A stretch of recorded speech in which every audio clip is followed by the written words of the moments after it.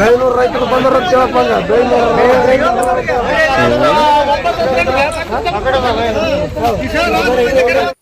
ಹಿಂಗ ಮೂರು ದಿನ ಕರೆಂಟ್ ಹೋದ್ರ ನಾವು ಅಡುಗೆ ಹೆಂಗ್ ಮಾಡೋಣ, ಊಟ ಹೆಂಗ್ ಮಾಡೋಣ, ದಾಮಿ ಕಡಿಸಂತ ನಿದ್ದೆ ಹೆಂಗ ಮಾಡೋದು, ಮುಂಜಾನಾದ್ರ ನಾವು ಅಗಿ ಹಚ್ಚಕ ಹೊಲಕ್ಕ ಹೋಗ್ಬೇಕು, ಹಿಂಗಾದ್ರೆ ನಾವು ಬಾಳೆವು ಹೆಂಗ ಮಾಡಬೇಕು, ಯಾರು ಹೇಳೋರಿಲ್ಲ ಕೇಳೋರಿಲ್ಲ ಎಂದು ಬಳಗಾನೂರಿನ KEB ಮುಂದೆ ನೂರಾರು ಮಹಿಳೆಯರು, ರೈತರು, ಯುವಕರು ಜಮಾಯಿಸಿ ವಿಪರೀತ ಕರೆಂಟ್ ಅಸ್ತವ್ಯಸ್ತತೆಯ ವಿರುದ್ಧ ಆಕ್ರೋಶ ವ್ಯಕ್ತಪಡಿಸಿದ ಘಟನೆ ಮಂಗಳವಾರ ಸಂಜೆ ಬಳಗಾನೂರಿನ KEB ಮುಂದೆ ನಡೆಯಿತು.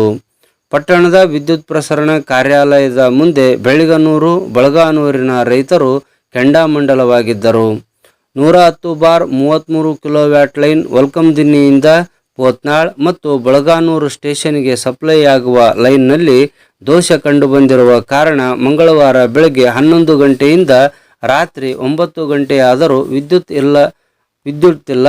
ಸೋಮವಾರ ರಾತ್ರಿಯಿಂದ ಬೆಳಗಿನ ಜಾವದವರೆಗೂ ಕರೆಂಟ್ ಇಲ್ಲ. ಇದರಿಂದ ರಾತ್ರಿ ಇಡೀ ಜನ ನಿದ್ದೆ ಇಲ್ಲದೆ ಪರದಾಡಿದ್ದಾರೆ.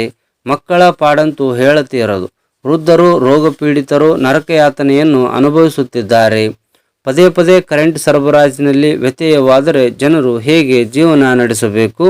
ಬಳಗಾನೂರು ಹಾಗೂ ಸುತ್ತಮುತ್ತಲ ಹಳ್ಳಿಗಳು ಕೃಷಿ ಅವಲಂಬಿತ ಪ್ರದೇಶಗಳಾಗಿರುವುದರಿಂದ ರೈತರು ಈಗ ಭತ್ತದ ನಾಟಿ ಮಾಡಲು ಬೆಳಗಿನ ಜಾವ 5 ಗಂಟೆಗೆ ಹೊಲಕ್ಕೆ ಹೋಗಲು ಅಡುಗೆ ಮಾಡಿ ಸಿದ್ಧರಾಗುತ್ತಾರೆ.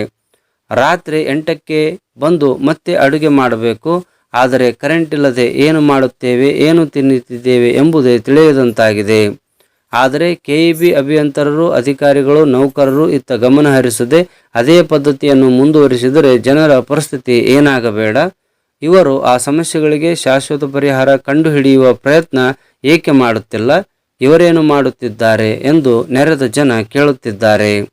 ಇವತ್ತು ರಾತ್ರಿ ಏನಾದರೂ ಕರೆಂಟ್ ಬರದಿದ್ದರೆ ಆಫೀಸಿಗೆ ಮುತ್ತಿಗೆ ಹಾಕಿ ಕಲ್ಲುಗಳನ್ನು ಎಸೆಯುವುದಂತೂ ನಿಶ್ಚಿತ ಎಂದು ನೆರೆದ ಜನ ಆಕ್ರೋಶ ವ್ಯಕ್ತಪಡಿಸುತ್ತಿದ್ದರು.